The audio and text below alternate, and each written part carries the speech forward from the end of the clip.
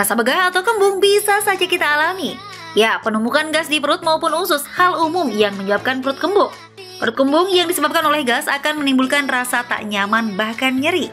Hal ini bisa terjadi akibat makanan tak tercerna dengan baik bahkan rusak. Perut kembung juga bisa disebabkan masuknya udara ke dalam perut loh pemirsa.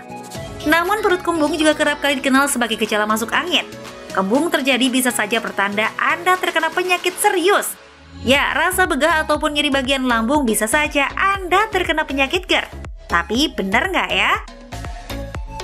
Perut kembung kadang dianggap hal biasa oleh sebagian orang. Namun nyatanya kebiasaan buruk seperti telat makan bisa menimbulkan penyakit serius dengan gejala perut kembung. Fakta atau mitos kalau perut kembung bisa menjadi gejala awal dari penyakit serius? Berikut simak ulasannya bersama dokter di studio.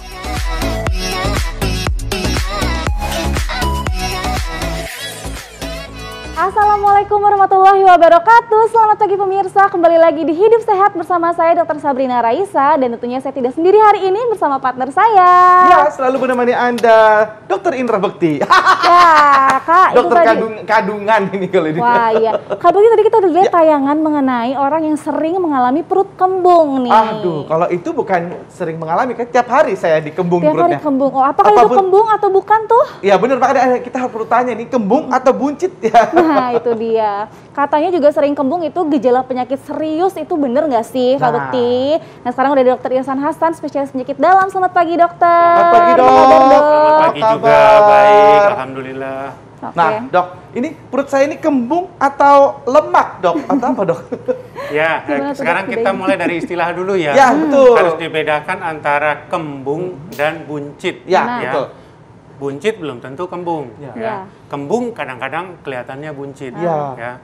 Karena dari buncit itu bisa buncit karena gas, bisa buncit karena air penumpuk karena penyakit-penyakit tertentu, bisa buncit karena lemak. Nah, kalau kita ngomong soal kembung, berarti karena gas. Karena gas. Jadi yang kita bahas hari ini adalah buncit atau kembung karena gas, bukan karena lemak. Siap dok. Baik dokter, nih ada fakta mitos yang beredar di masyarakat nih dok. Pola makan yang sering tidak teratur dok, ini menyebabkan perut sering kembung dok. Ini fakta atau mitos dok? Ini fakta. Fakta, pola makan. Tapi seperti biasa, saya katakan bahwa tidak sepenuhnya betul. Memang tidak teratur makan bisa bikin kembung. Tapi tidak berarti setiap tidak teratur makan lalu jadi kembung. Tidak teratur itu kan maksudnya dia telat makan siang, telat makan malam, lalu jadi kembung. Belum tentu. Banyak orang yang telat makan tidak kembung. Bahkan ada orang-orang yang kembungnya justru dipicu oleh makan. Kalau dia puasa malah lebih enak. Kalau dia makan malah jadi kembung. Jadi kalau dia makannya ditunda, ya kembungnya juga mundur. Gitu. Baik, seperti itu ya. Nah, selanjutnya nih dok, kalau fakta mitos selanjutnya nih dok, perut kembung yang disertai dengan panas dingin itu bisa jadi gejala serangan jantung dok, atau kelainan dok. Itu fakta atau itu mitos? Fakta. Oh fakta. Nah, ada penyakit-penyakit di pencernaan yang gejalanya mirip serangan jantung, sehingga kadangkala terlewat dianggap sakit pencernaan, tahu-tahu meninggal mendadak karena serangan jantung. Sehingga muncullah berita bahwa si ini meninggal karena GERD, si ini meninggal karena sakit MAH. Padahal sakit MAH tidak membuat orang meninggal mendadak. Apalagi kalau yang meninggal itu selebriti temannya Indra, nah yang pokoknya di blow up sehingga orang jadi ketakutan. Tapi memang beberapa penyakit jantung itu bisa menimbulkan gejala seperti pencernaan. Kalau area jantung yang kena itu bagian bawah, itu gejalanya bisa kembung, bisa diare, bahkan bisa nyeri di ulu hati. Tapi tadi seperti dikatakan, kalau dia serangan jantung, kadang ada keringat dingin, ada rasa berat di dada, atau menjalar ke tangan dan lain-lain. Baik dok. Baik begitu dokter. Nah selanjutnya nih dok, fakta mitos berikutnya dok. Ini MAH dan GERD ini menyebabkan perut sering kembung. Nah ini fakta atau mitos dok? Saya jawab mitos saja deh. Oh, mitos. Pakai ada mitos aja deh gitu ya. Karena bedanya si GERD sama kembung tuh apa dok? Betul pertanyaannya. Apa bedanya GERD sama kembung sama MAH? Karena GERD harusnya nggak bikin kembung. GERD itu adalah gejala asam yang naik ke atas. Gejalanya panas di dada. Di dada ya. Karena yang dia serang ini kerongkongan, saluran makan yang di sini. Ya, Jadi kalau dibilang panas dalam itu, Dok?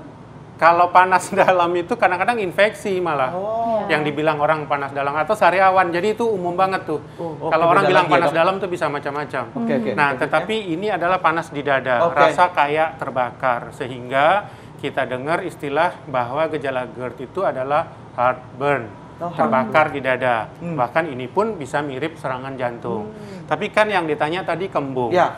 Nah, kembung itu adanya di lambung. Di lambung. Nah, memang mah, istilah kita mah lah ya. Mah itu bisa muncul, jadi bukan menyebabkan. Mah itu bisa muncul dalam bentuk berbagai gejala. Bisa kembung, bisa perih. Ini yang paling sering dua ini. Nah, kalau jadi pertanyaannya, bisa nggak orang sakit mah gejalanya kembung? Bisa. Jawabannya bisa. Jadi kembung memang salah satu gejala dari mah. Tapi itu. bukan dari GERD. Bukan dari GERD ya, Iya, Dok ya. betul. Beda Nah, lagi. ini kenapa orang bisa kembung dan apakah kembung ini adalah tanda-tanda penyakit serius, Dok? Jangan jawab dulu, Dok. Sabar, Dok. Oke, kita akan kembali lagi ya pemirsa. Jangan kemana-mana, tetap di Hidup Sehat.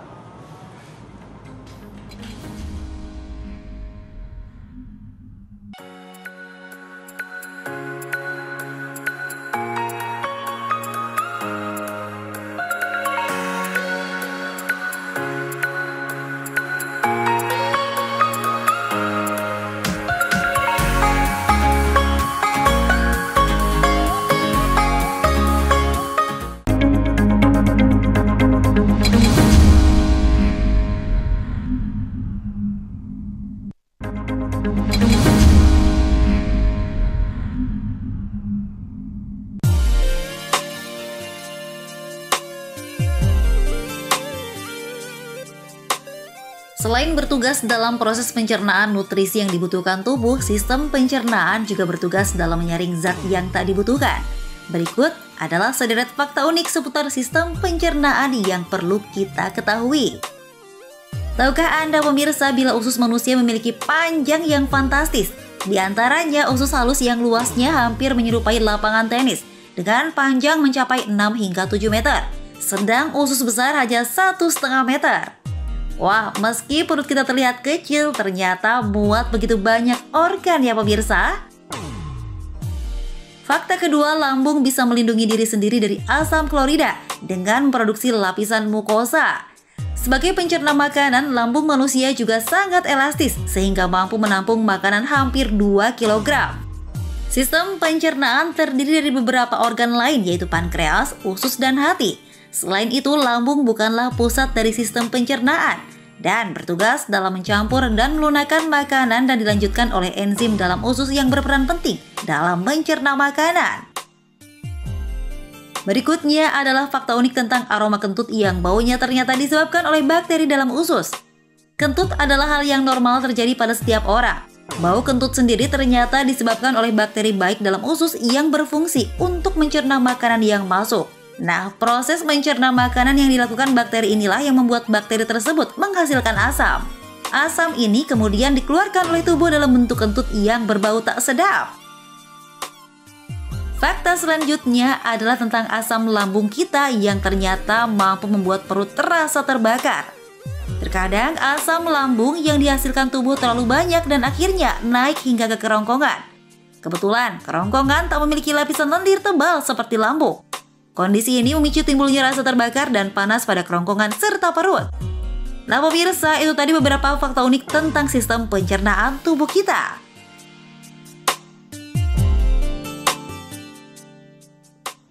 Terima kasih Anda masih bersama kami di Hidup Sehat. Nah, tadi tuh kita lihat ya bahwa ternyata kentut aja itu bisa menjadi tanda-tanda ada penyakit yang berbahaya. Nah, tadi ada pertanyaan yang belum terjawab oleh dokter ini, yaitu tadi pertanyaan saya, kalau kembung yang terus-menerus itu tanda penyakit berbahaya nggak sih, Dok?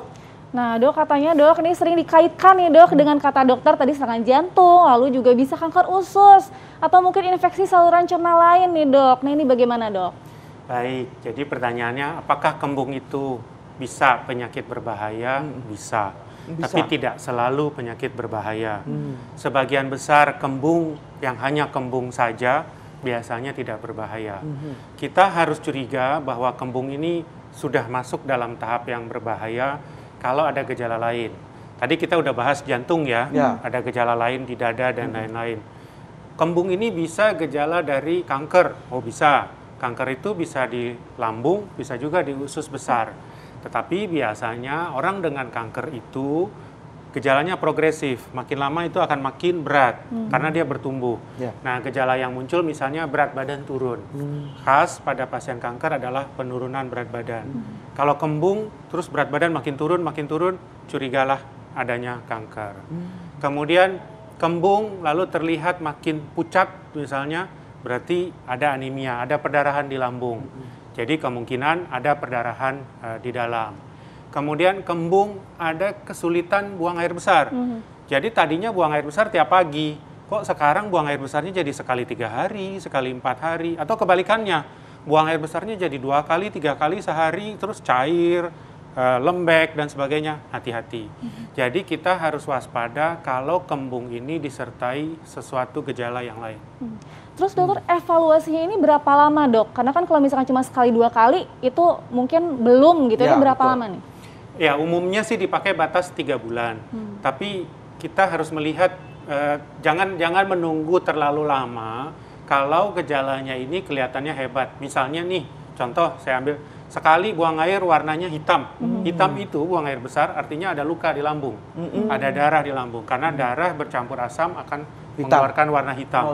Jangan nunggu sampai 3 bulan hitam terus, gitu. Karena ini sudah perdarahan. Kalau berat badan turun, kan waduh saya dengar kalau berat badan turun kita harus curiga kanker. Turunlah setengah kilo gitu. Ya lihat dulu turunnya kenapa nih? Karena makannya memang berkurang atau enggak. Nah tunggu, ternyata kok makin turun, makan saya biasa. Datanglah untuk pemeriksaan. Nah itu kalau ada yang sakit kembung normal dan kembung yang nggak normal itu seperti apa sih dok sebenarnya? Biar masyarakat tahu dan aku juga pengen tahu nih dok. Bagus pertanyaannya. Jadi di kita ada istilah namanya dispepsia fungsional. Kembung atau mah itu kalau di bahasa medisnya adalah dispepsia. Dis itu nggak bagus, jelek, pepsia itu pencernaan. Jadi pencernaan nggak beres, dispepsia.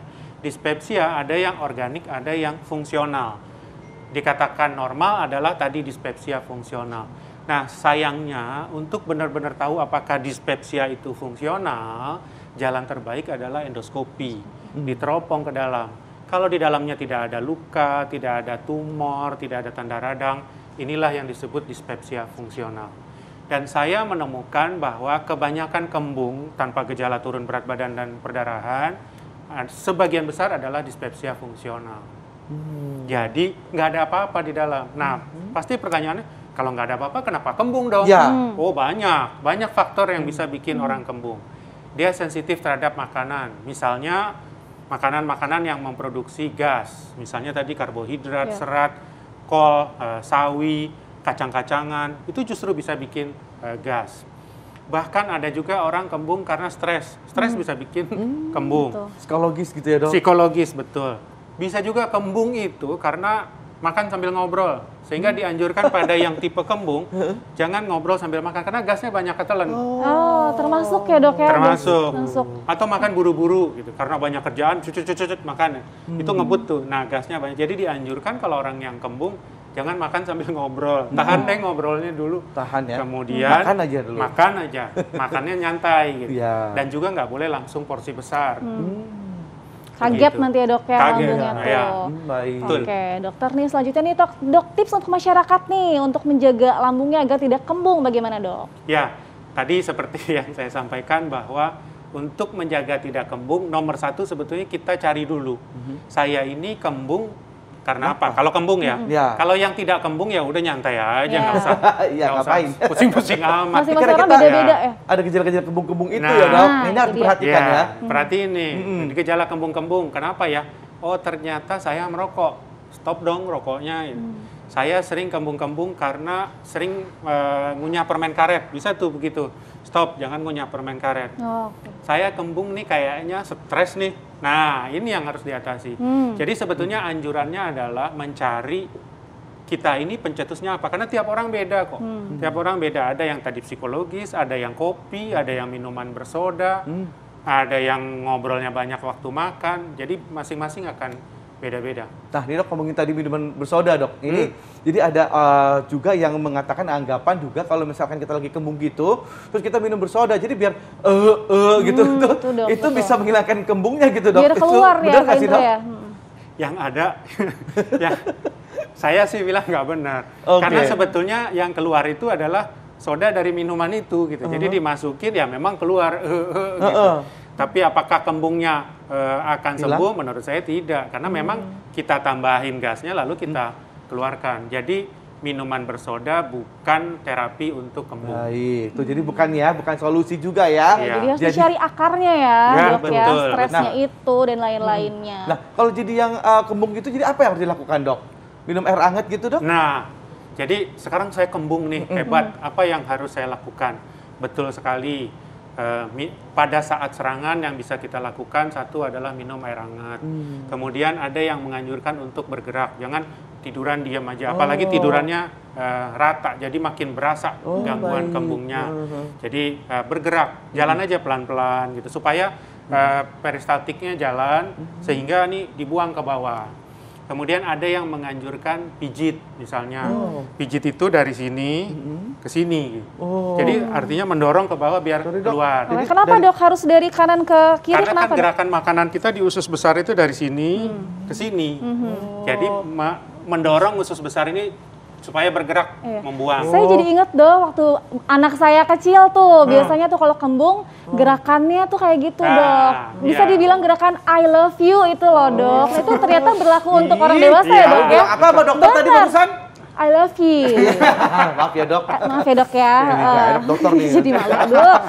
Oh, jadi gitu Iya, ya? Oh, iya. itu berlaku untuk dewasa juga ya dok? Bisa berlaku. Jadi bantulah berlaku juga. dipijit. Ya bisa pakai apa sih minyak Iya. kayu putih atau apa gitu. Kalau teh manis hangat gitu boleh dok? Boleh, teh boleh. Boleh. Sebaiknya jangan pakai gula, karena gulanya sendiri bisa memproduksi gas. Oh, Jadi begitu. kalau mau minum teh ya pahit. Teh yang pahit aja Iya. yang biasa. Jadi maksudnya angetnya itu merelaksasi ya Iya, dok ya. merelaksasi Jadi lebih otot. rilis gitu Betul, ya dok betul ya. sekali.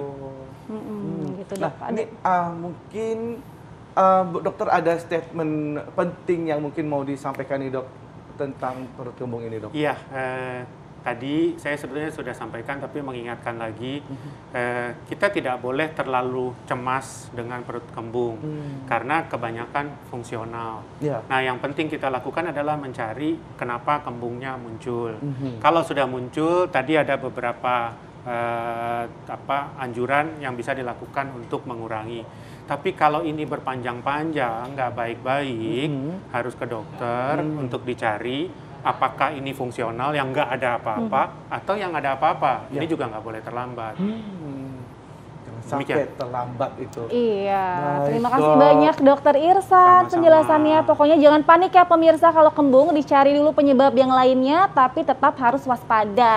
Iya betul. Ya. Dan terus jaga pola hidup sehat. Betul. Ya, Dan begitu. nonton nonton hidup sehat. Hidup sehat. Pemirsa, kita akan masih mempunyai informasi lainnya nih. Yang menarik tetaplah bersama kami di Hidup Sehat.